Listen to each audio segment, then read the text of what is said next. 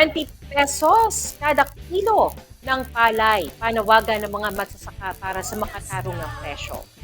Nanawagan ang mga magsasaka sa pamahalaan na itaas sa 20 pesos kada kilo ang presyo ng palay upang magkaroon sila ng makatarungang kita at maiangat ang kanilang kabuhayan mula sa patuloy na pagkalugi.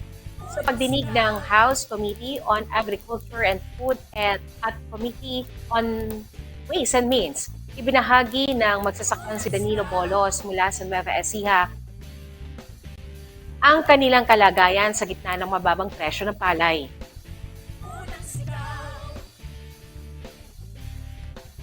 Kami po nagpapasalamat at sa ganitong pagkakataon, nabibigyang halaga yung amin pong kinabubuhay.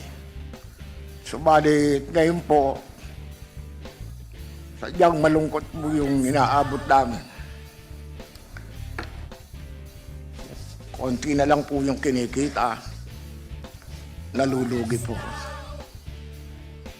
Kaya sa ganitong pagkakataon kahit ganito po yung aming nararamdaman, nakita ko naman po yung inyong pagpupunyagi upang iangat ang aming buhay. Sana po, sa mga susunod at darating na panahon at ang aming pagsasaka, maiangat naman po ng konti.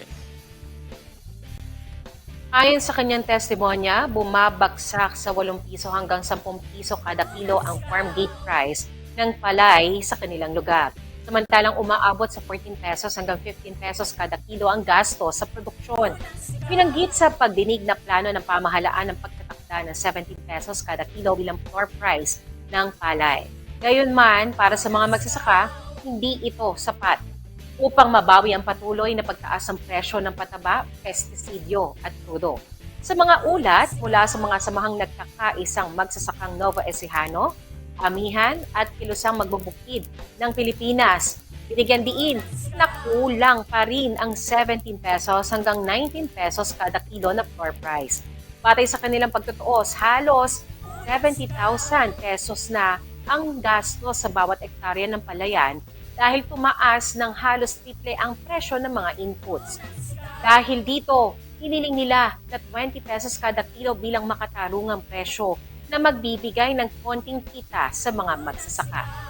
Nagpasa rin ang namane ng petisyon na may 15,000 na lagda upang ipanawagan kay Pangulong Ferdinand Bongbong Marcos Jr. na aprobahan ang mas mataas sa presyo ng palay. Sa naturang pagdinig, nagpahayag si House Speaker Faustino Wojcicki III ng paggalang sa mga magsasaka at humingi ng paumanhin sa kakulangan ng tulong ng pamahalaan. Pero hindi po nangangahulugan na mababa po ang aming pagtingin sa inyo. Mataas po ang respeto namin sa inyo. Kung wala po yung masisipag natin farmers, hindi mabubuhay ang ating bansang Pilipinas. Kayo po yung nagsasakripisyo. Ano man po ang inyong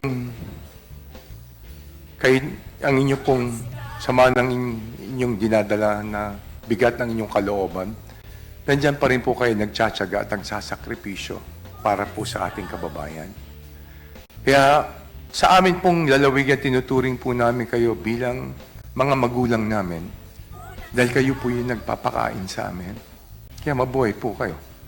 At hayaan nyo po, gagawin po namin ang lahat para matiyak na ang kapakanan ng bawat farmers dito po sa ating bansa ay talagang maproteksyonan natin.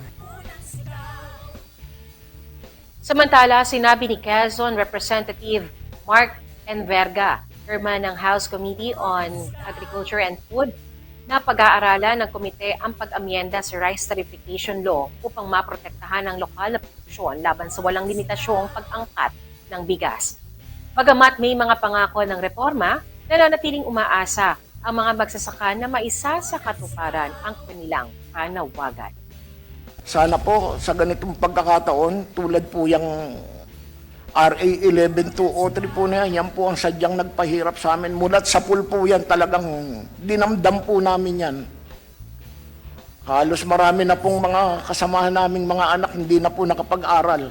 Siya na po ang tumutulong sa magulang upang magsaka. Tulad nabanggit po kanina ni Speaker na magbibigay na naman po ng ayuda na halagang 7,000. Nangyayari po para kaming pulubi. Yung ayuda hindi naman po talagang sapat para kami umahon. Ang mahalaga po sa amin talaga ay yung presyo lang ng palay, yung amin pong produkto. Mabigyan lang po sana ng halaga. Yung hirap namin,